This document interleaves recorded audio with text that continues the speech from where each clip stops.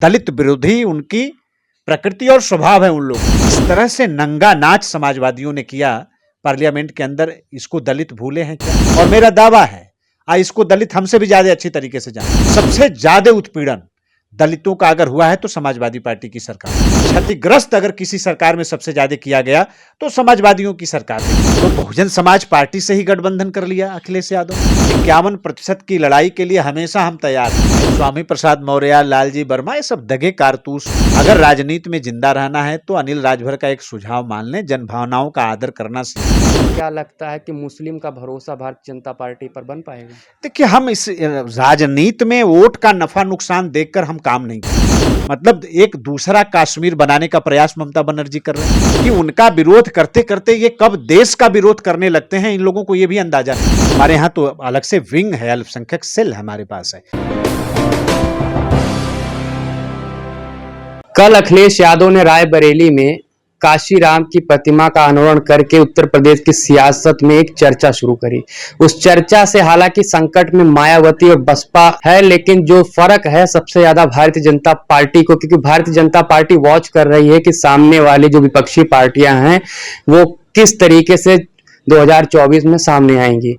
काशीराम को अपनाने, अखिलेश जो काशीराम को अपना रहे हैं और उनको अपना एक महापुरुष सपा का भी जोड़ रहे हैं, उससे भाजपा को क्या नुकसान होगा ये हम जानने के लिए हम बात करेंगे उत्तर प्रदेश सरकार के कैबिनेट मंत्री अनिल राजभर जी से। सर, आप लोग दावा कर रहे हैं कि लगभग सभी सीटें आप लोग 2024 में जीत जाएंगे, लेकिन अखिलेश यादव ने 2019 में बसपा के साथ चुनाव लड़ा था, लेकिन इस बार वो 24 में बसपा को हटा के सिर्फ जो उनका असल में जो वोट बैंक है उसको अपने साथ लाना चाहते हैं। देखिए, ये तथाकथित जो समाजवादी हैं, इनके चेहरे कई बार बेनकाब हुए हैं।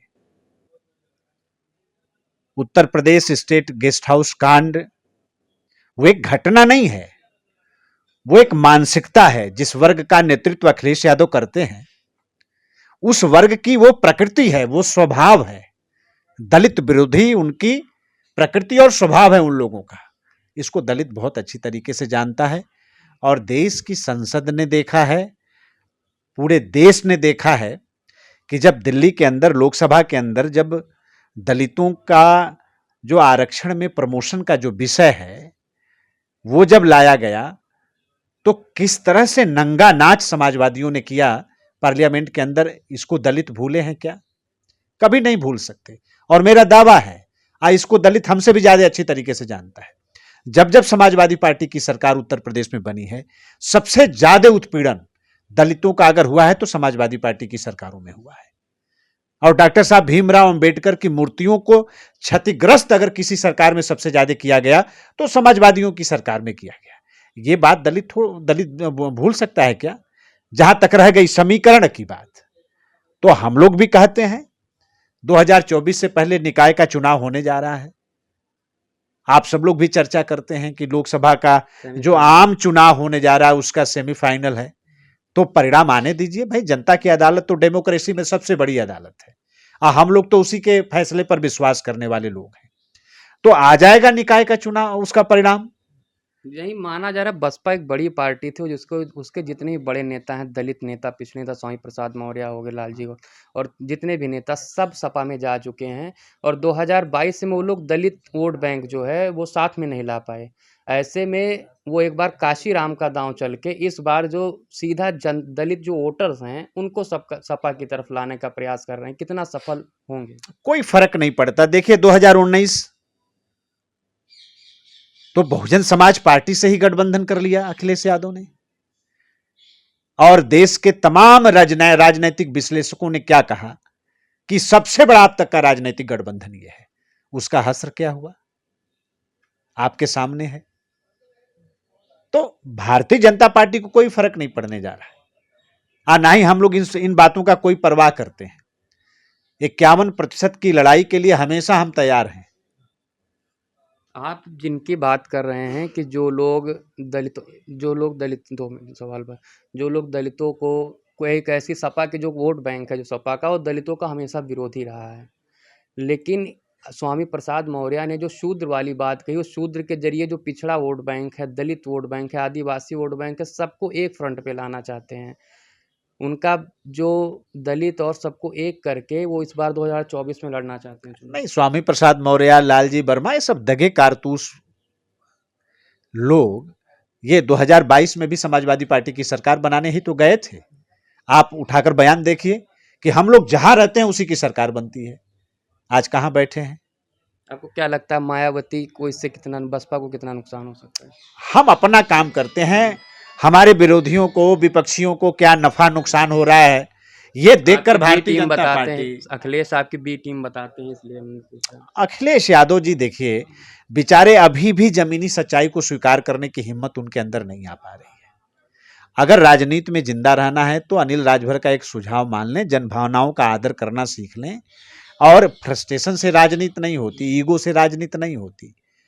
और ये दलित, आप आइए चुनाव में ना, सबक सिखा देगा।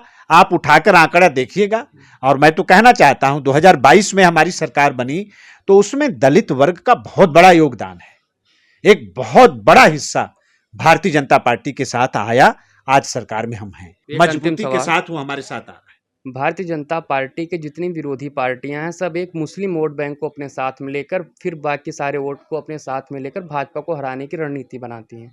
लेकिन भाजपा पिछले कई दिनों से और कई चुनावों से मुस्लिम वोट बैंक में भी सेंधमारी की जुगत में है, चाहे पसमानदा सम्मेलन हो, उर्दू में मन की बात हो, और अब हाल ही में आज ही उनको एएमयू के वाइस चांसलर को एमएलसी मनोनीत किया गया है। क्या लगता है कि मुस्लिम का भरोसा भारतीय जनता पार्टी पर बन पाएगा? देखिए, हम इस राजनीति में वोट का नफा नुकसान देखकर हम काम नहीं करते। हमारा प्रदेश बनाना, आत्मनिर्भर प्रदेश बनाना, सर्वोत्तम प्रदेश बनाना, जो प्रधानमंत्री जी का अभियान है भारत को आत्मनिर्भर बनाने का, हम लोग ये बड़े मुद्दों को लेकर काम करते हैं। और वोट में हमें क्या लाभ होगा, क्या हानि होगा, ये देखकर ये तुष्टीकरण की राजनीति करने वाले लोग, आज देखिए बंगाल में क्या हो रहा है। ये मतलब एक दूसरा कश्मीर बनाने का प्रयास ममता बनर्जी कर रही हैं, और उसका उनका समर्थन सारे के सारे विपक्ष के लोग कर रहे हैं। ये असल में प्रधानमंत्री जी के, पूज्य मोदी जी के विरोध में इतने अंधे हो गए हैं कि उनका विरोध करते करते ये कब देश का विरोध करने लगते हैं, इन लोगों को ये भी अंदाजा नहीं लगता। और जनता इन बातों को बहुत अच्छी तरीके से समझती है। तो चुनाव आ रहा है निकाय का, जनता की अदालत में हम लोग चल रहे हैं, परिणाम आएगा। सारे निकाय में मुस्लिमों को टिकट देने की बात कही है, और जो मैसेज है वो वीसी को एमएलसी बनाकर दे दिया गया है, माना जाए? नहीं, बिल्कुल। जहां हमारे अल्पसंख्यक वर्ग का, हमारे यहाँ तो अलग से विंग है, अल्पसंख्यक सेल हमारे पास है, हमारे संगठन का एक कोई हिस्सा है।